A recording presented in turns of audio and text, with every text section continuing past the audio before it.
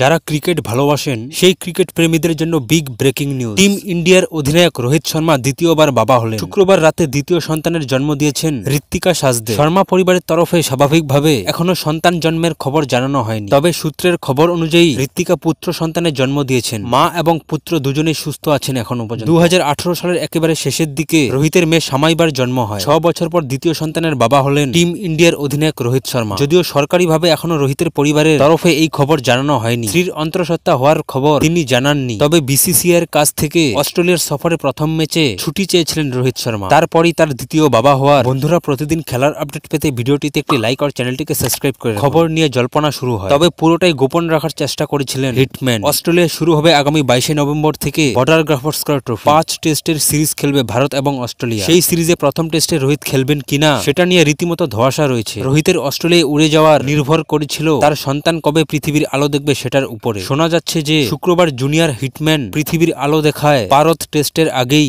অস্ট্রেলিয়ায় উড়ে যেতে পারেন তিনি। দ্বিতীয় সন্তানের জন্ম হওয়ার পর রোহিত দলে যোগ দেন কিনা সেটার দিকে কিন্তু নজর থাকবে। অস্ট্রেলিয়ায় না গেলেও মুম্বাইয়ে ভারতের অধিনায়ক নিয়মিত অনুশীলনী করেছেন। এমনিতে ভারতীয় দল এই মুহূর্তে চোট আঘাতের পাহাড় জমেছে। তার উপর সদ্য নিউজিল্যান্ডের বিরুদ্ধে হোয়াইট ওয়াশের জেরে টিম ইন্ডিয়ার মনোবলও ঘাটতি হয়েছে। এই মুহূর্তে রোহিত যদি দলে যোগ দেয় খানিকটা আত্মবিশ্বাস বাড়বে টিম ইন্ডিয়ার। কি বলেন বন্ধুরা?